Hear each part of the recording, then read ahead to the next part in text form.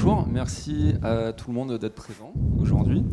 On va commencer par une session qui consiste à repenser la data dans le cloud pour une meilleure efficacité opérationnelle. Donc, on passe le planning. Hop. Et on commence avec cette session. L'idée, c'est de savoir comment tirer parti du cloud pour réussir ses projets data. Merci. On ne va pas repasser sur la présentation des speakers. Estelle l'a fait pour nous. Et on va commencer par une première slide sur ce que c'est la donnée.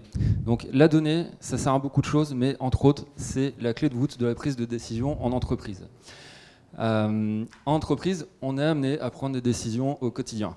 Cette prise de décision, elle touche finalement tous les services de l'entreprise, que ce soit les services commerciaux, lorsqu'ils sont amenés à décider de la hausse ou de la baisse du prix d'un produit, que ce soit pour décider finalement si on veut lancer un produit ou si on veut justement stopper la commercialisation d'un produit.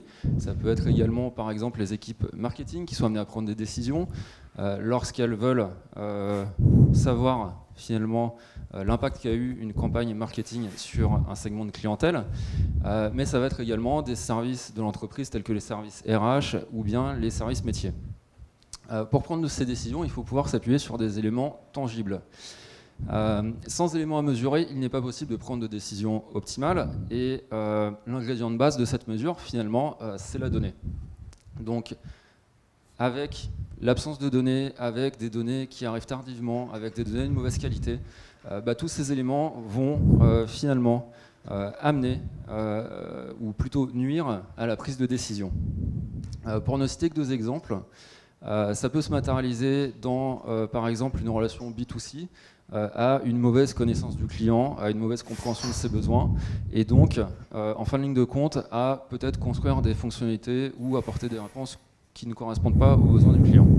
Dans le cadre également de projets industriels, ça peut être par exemple si on ne prend pas les bonnes décisions, si on n'a pas les données pour prendre les bonnes décisions, ça peut amener à des difficultés par exemple à identifier des problèmes de fabrication sur les lignes de production et à les identifier rapidement.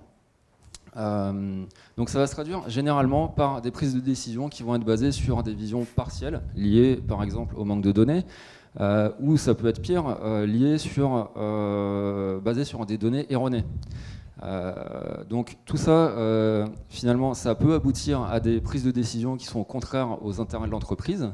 Et pour pallier à ce type de problème, il faut pouvoir fournir de la donnée de qualité, facilement exploitable, qui va permettre cette prise de décision optimale. Donc les cloud providers... J'ai pas avancé, Yoann, si tu veux avancer, voilà. Donc les cloud providers aujourd'hui sont matures sur la donnée. Alors, qu'est-ce que ça veut dire ? De nombreuses entreprises ont franchi le pas de construire des applications sur le cloud.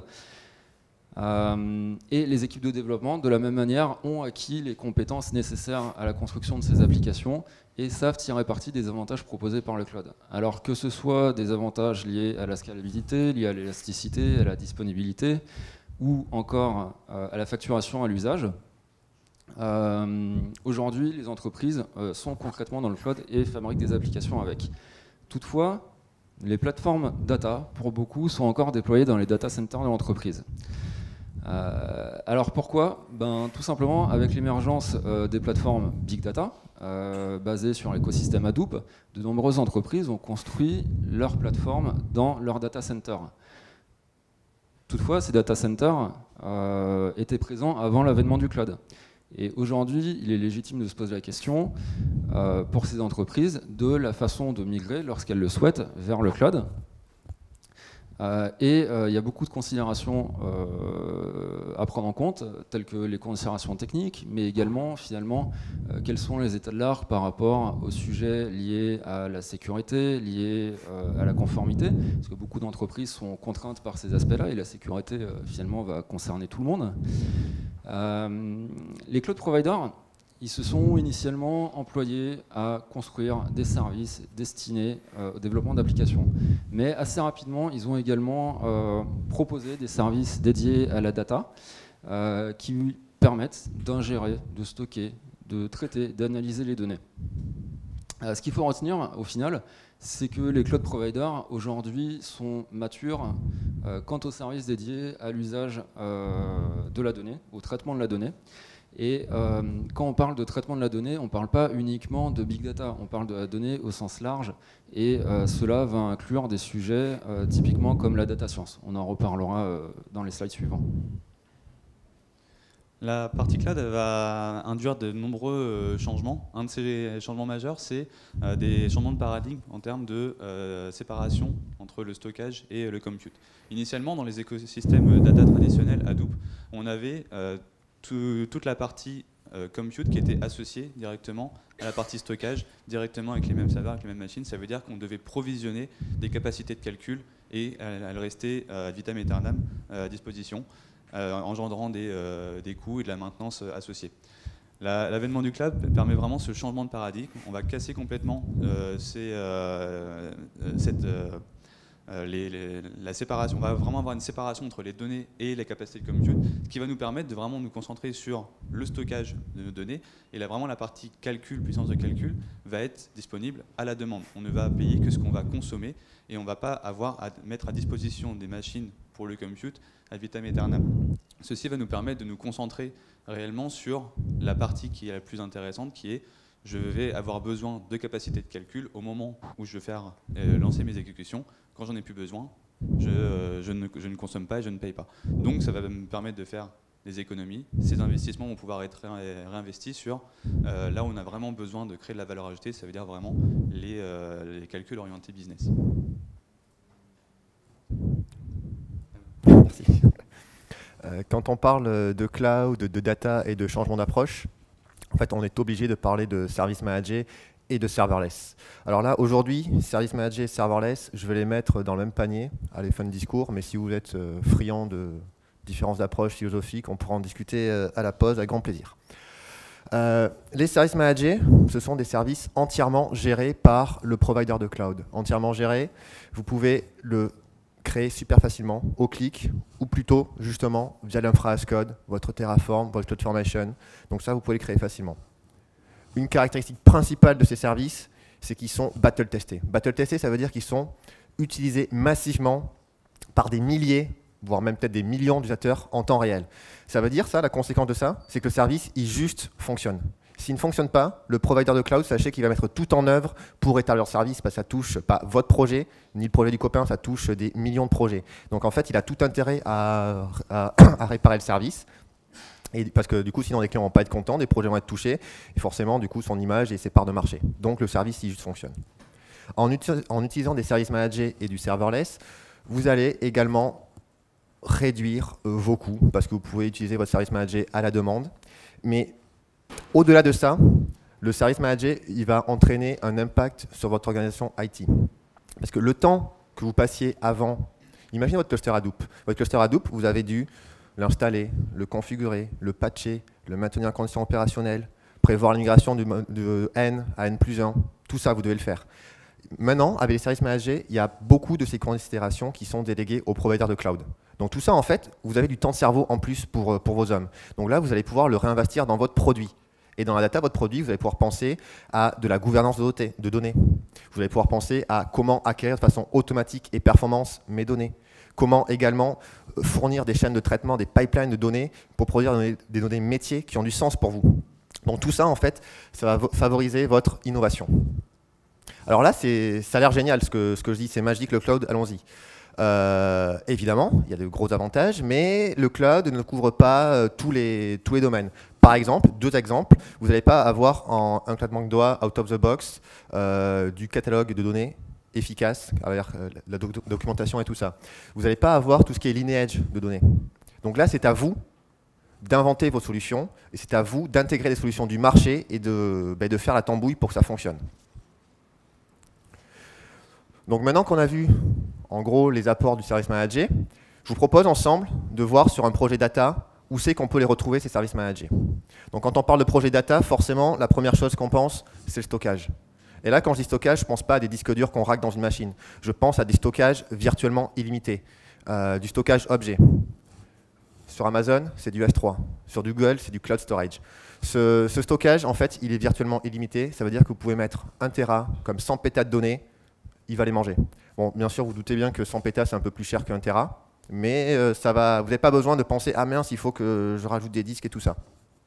Ce stockage aussi, il doit être durable, fiable, et là, il est peu coûteux. Durable, fiable, je ne sais pas si vous connaissez, sur Amazon S3, il y a les fameux 11.9. En gros, vous avez 99,999, en gros, vous mettez 11.9, et vous avez la fiabilité d'Amazon S3. Un exemple, ça veut dire que vous mettez 10 000 objets pendant 10 millions d'années, vous pouvez potentiellement en perdre un, voilà, en 10 millions d'années. Et ce stockage, il ne faut pas se le cacher, c'est le nerf de la guerre. C'est là où sont vos données, vos business data, vos raw data, tout est là. Autant les traitements, vous pouvez les écrire en Python, en Scala, les réécrire, les jeter. Ce qui fait, c'est que les données, ça les traite et ça les remet. Donc c'est ça qui va rester. C'est ça votre cœur. Donc là, on parle de stockage dans le cloud. Mais bien sûr, il faut alimenter ce stockage parce que c'est bien beau, mais comment je fais venir mes données historiques de mon entreprise dans mon cloud pour faire mes traitements. Donc là, les providers de cloud, ils sentent le vent venir, en fait, ils se disent, bon, on va faciliter les ponts. Donc en fait, ils proposent des importeurs. Typiquement, on peut se connecter à des bases de données en SQL pour mettre ça dans S3, donc on pourra faire des différentiels en mode full. On peut également parler des protocoles un peu, on va dire, historiques qu'on retrouve dans tous les systèmes d'information. Le SFTP, donc ça, il propose des passerelles qui permettent d'injecter les données. Et une fois qu'on a ces données dans le lake, enfin dans le lake ou dans le stockage, on veut les traiter. Les providers de cloud fournissent également du cataloguing de données. Ça vous permet de savoir quelles sont vos données, quelles sont vos tables, quelles sont vos colonnes, quels sont vos types. Et ce catalogue, c'est vraiment la pierre angulaire entre le stockage, la structure et vos traitements. Et en parlant de traitement, justement, alors là sur le cloud, là, vous avez une palanquée de façons de traiter vos données. C'est vous qui voyez. Vous voulez faire du Spark Serverless, vous voulez faire des requêtes Athena avec du BigQuery, enfin des requêtes SQL avec du BigQuery, vous pouvez, pareil sur Amazon avec du Athena. Vous pouvez faire un cluster EMR éphémère, ça marche aussi. Enfin bref, vous faites ce que vous voulez. Vous n'allez pas être bridé sur ça. Il y a même, par exemple, Google propose de faire de la curation de données. Donc la curation de données, avec DataPrep, ça va vous permettre de nettoyer vos données, de mettre des valeurs par défaut, tous les prix, de les mettre sur 2 chiffres après la virgule, de mettre les dates dans un format commun. Enfin bref, vous pouvez vraiment nettoyer comme il faut vos données.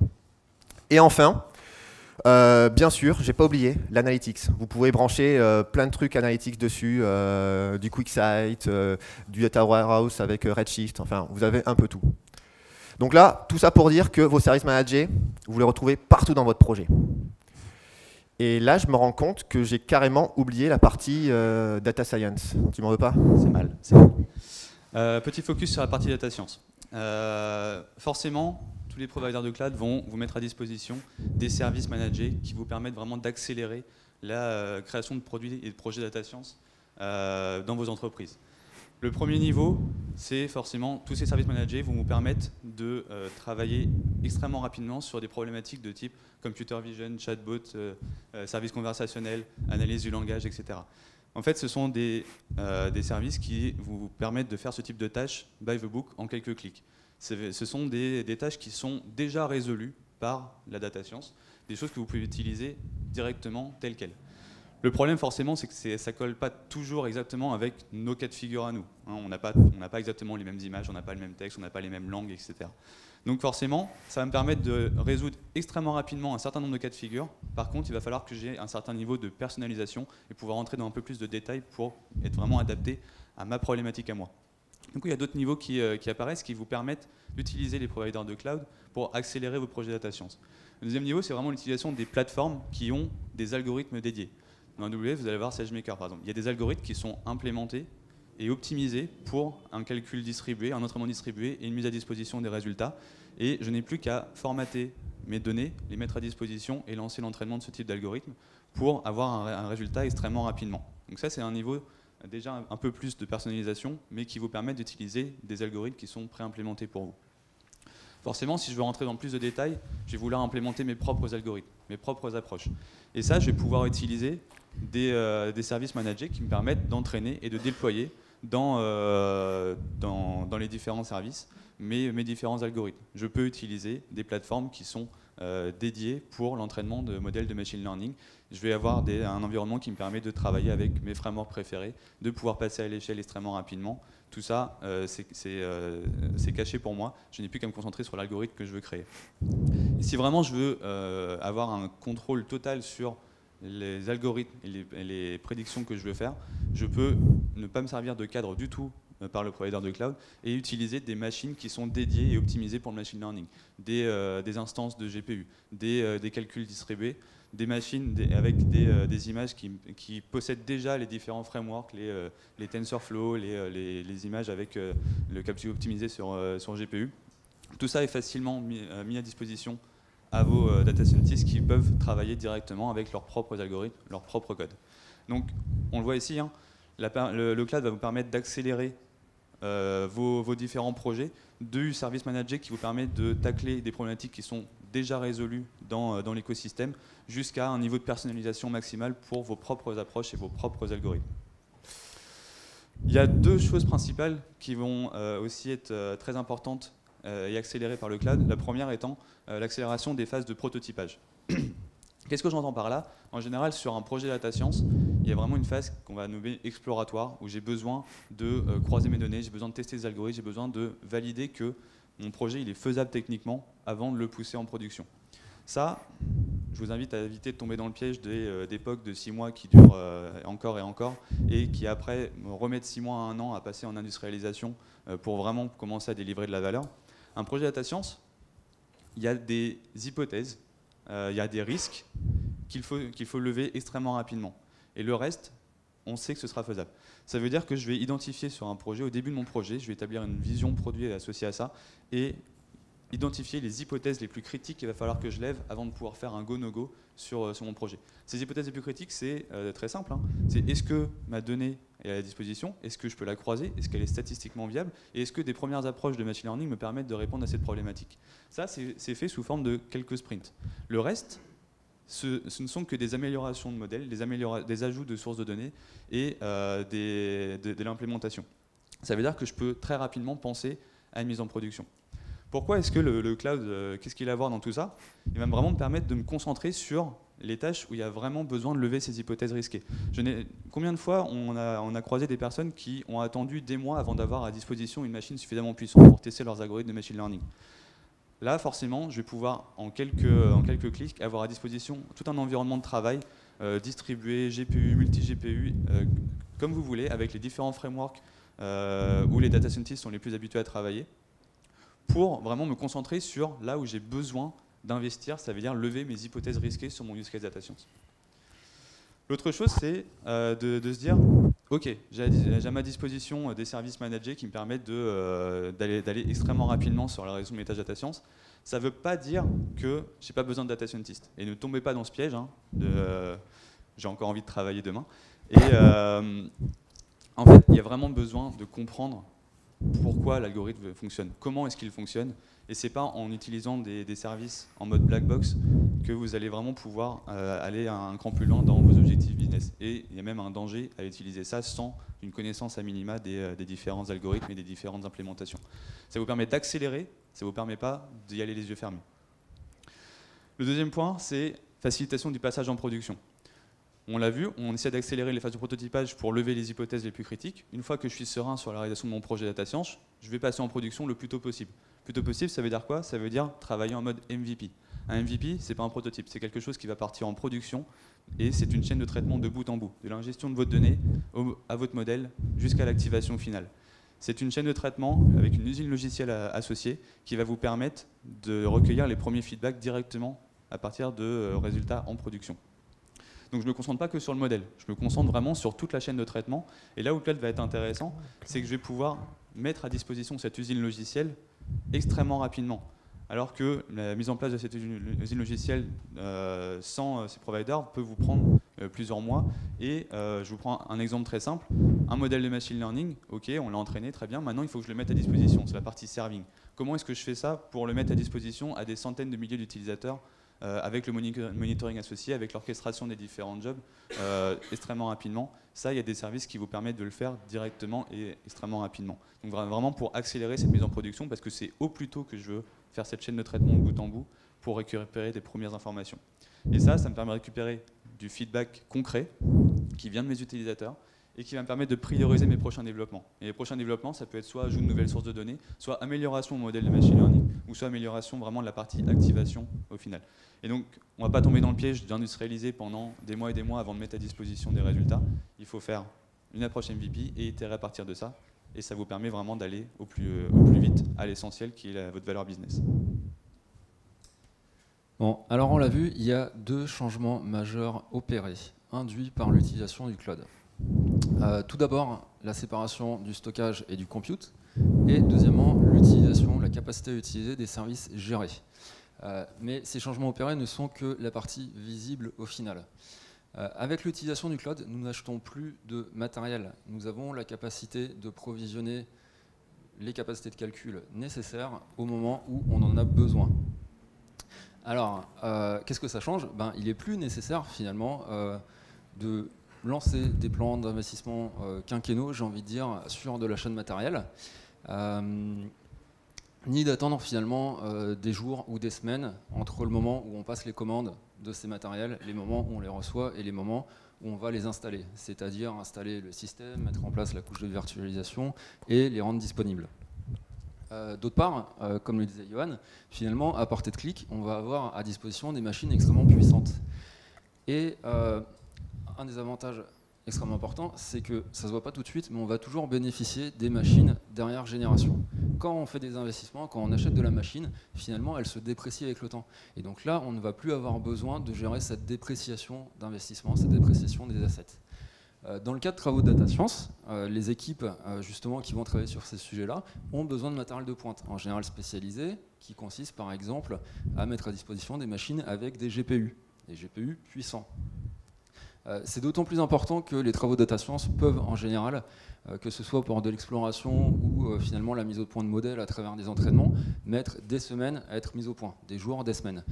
L'idée d'utiliser des machines puissantes et spécialisées disposant de GPU, c'est bien de pouvoir réduire ces temps-là et de pouvoir itérer finalement rapidement sur la mise au point de ces modèles. Pourquoi ? Parce que mettre des mois, des semaines, des mois à trouver le bon entraînement pour avoir un modèle efficace, finalement, c'est une certaine défaillance, on va dire ça comme ça, parce que la concurrence aura su aller plus vite. Donc ces instances étant très coûteuses, ces instances spécialisées, il faut pouvoir les provisionner, s'en servir et les décommissionner quand on n'en a plus besoin. Ça permet finalement de ne payer qu'à l'usage, ce qu'on disait précédemment. Payer que pour l'usage qu'on en a fait. On va prendre par exemple les instances P3DN, qui sont des instances faisant partie de la famille P3. La famille P3, ce sont des instances dédiées aux travaux de machine learning sur le cloud. Ces instances sont extrêmement puissantes et bénéficient de spécifications assez extraordinaires. Les machines d'entrée de gamme de cette famille disposent d'un GPU, on va dire ok, un GPU c'est classique, mais ce sont des Tesla V100 qui ont finalement 16 Go de RAM, jusqu'à des machines qui peuvent avoir 8 GPU, c'est-à-dire plus de 256 Go de RAM dédiés au GPU. Ces machines permettent finalement d'apporter toute la puissance de calcul nécessaire à pouvoir réaliser des travaux efficaces dans un temps réduit sur le machine learning. Et si on prend l'exemple finalement des machines d'entrée de gamme de cette famille, on va avoir du paiement de l'ordre de 3 € de l'heure, 3 $ de l'heure. 3 $ de l'heure, ça va représenter pour une période de 24 heures un coût d'environ 72 $. Vous allez me dire, 72 $, finalement, c'est pas grand-chose.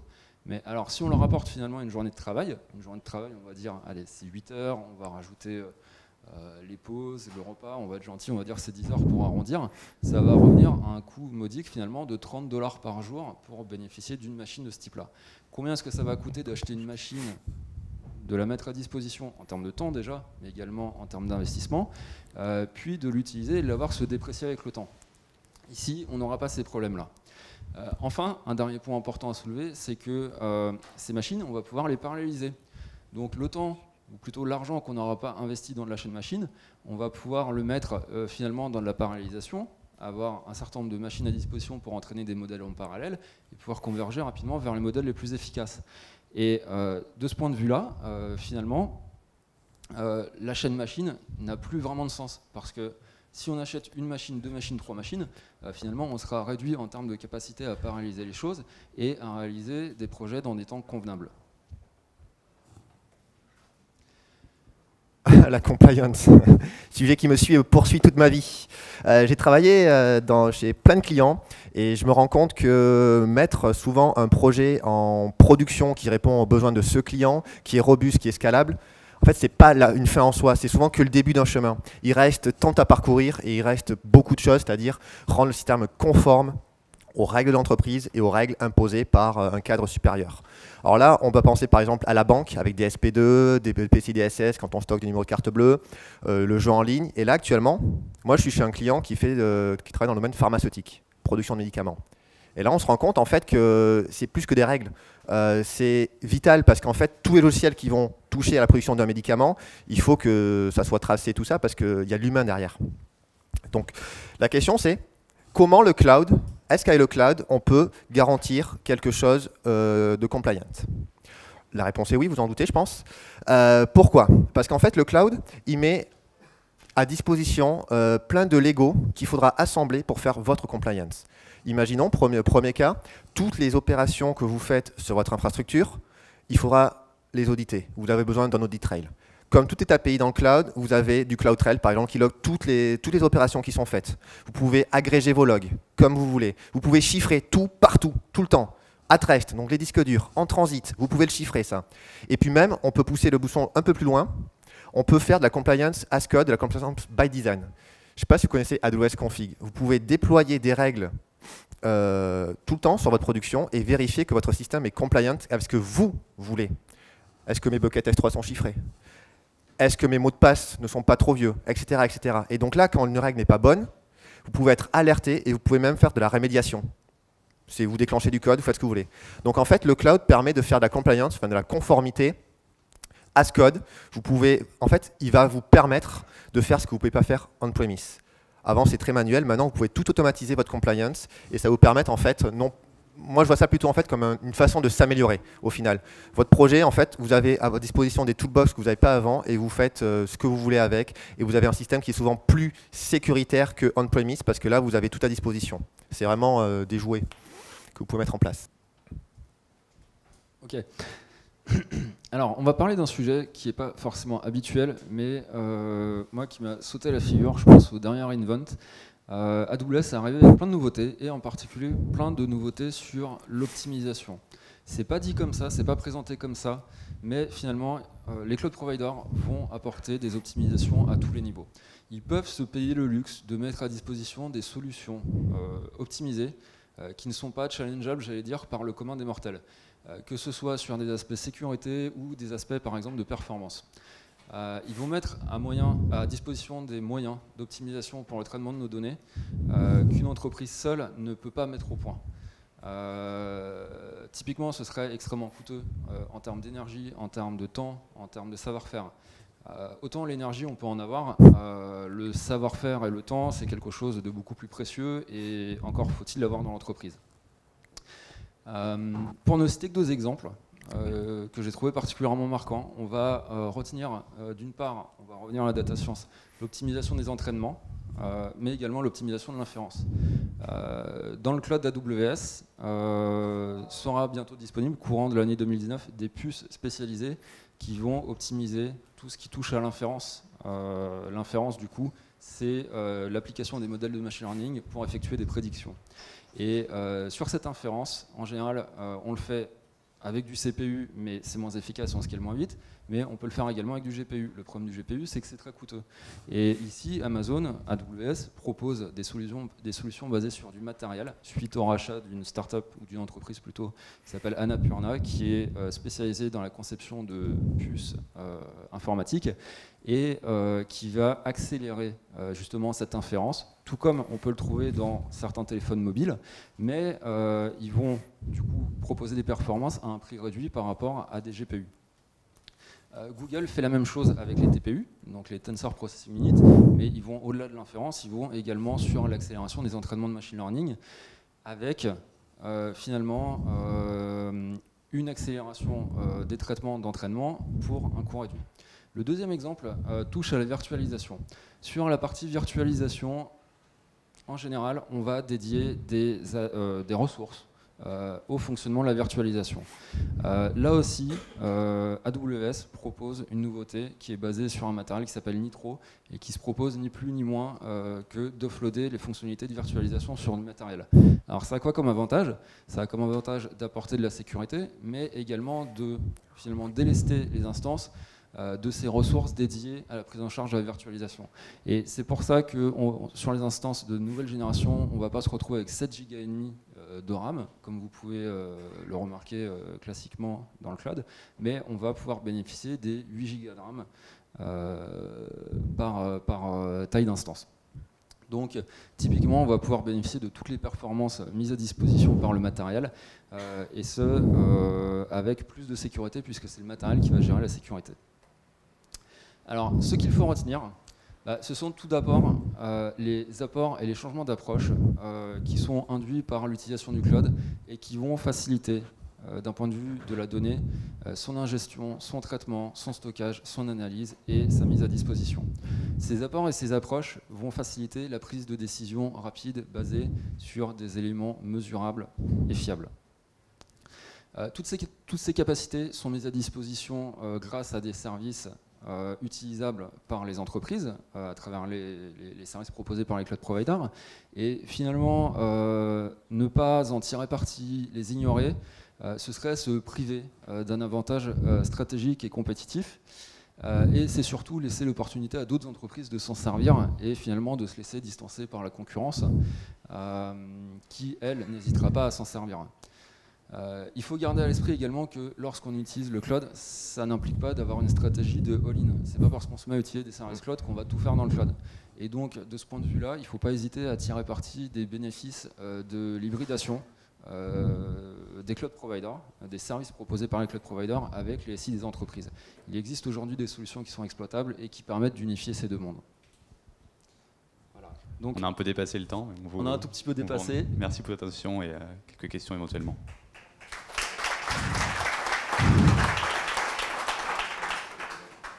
On a le temps pour une question ou pas?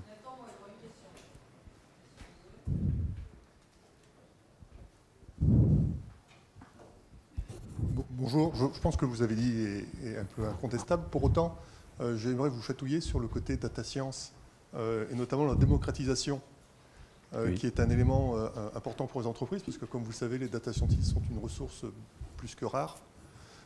Et j'aimerais avoir votre position sur les outils d'auto-ML, notamment les plateformes comme DataRobot, et la place du data scientist dans tout ça. Ma position est un petit peu la même que pour les différents services managés. En fait, les plateformes d'auto-ML vous permettent d'accélérer des tâches qui sont un petit peu rébarbatives pour un data scientist, notamment du tuning intensif de vos différents modèles, le choix même de ces modèles. Par contre, l'intuition métier et la compréhension algorithmique des différents modèles, pour moi, reste un élément essentiel pour ne pas tomber dans le piège d'utiliser quelque chose qu'on ne comprend pas. L'AutoML, comme un service d'API de computer vision, va vous permettre vraiment d'accélérer sur les services managés, accélérer sur les sujets qui sont déjà traités. L'AutoML sur vraiment le tuning intensif, le choix de vos modèles et forcément faciliter l'accession à un modèle qui est optimisé. Par contre, son utilisation cible pour mettre entre les mains d'un utilisateur, l'utilisation de différentes sources de données à croiser, ou même du feature engineering intelligent, pour moi, ne peut pas être remplacé complètement par l'AutoML, même s'il y a des croisements qui sont maintenant faits de manière automatique et qui vous permettent de découvrir des choses qu'on n'aurait pas forcément découvert humainement. Pour moi, c'est un formidable axe d'accélération. Ça ne remplace pas l'expertise algorithmique et la compréhension de la donnée. Mais je suis d'accord que ces ressources sont compliquées à trouver ou rares, etc. Je pense que justement, ça permettra à ce type de personnes, et pas besoin d'en avoir 40, d'accélérer les différents use cases qu'ils vont traiter et vraiment de se concentrer sur là où on a besoin de leur expertise et non pas sur des choses qui deviennent un peu rébarbatives. Je ne sais pas si ça répond à votre question.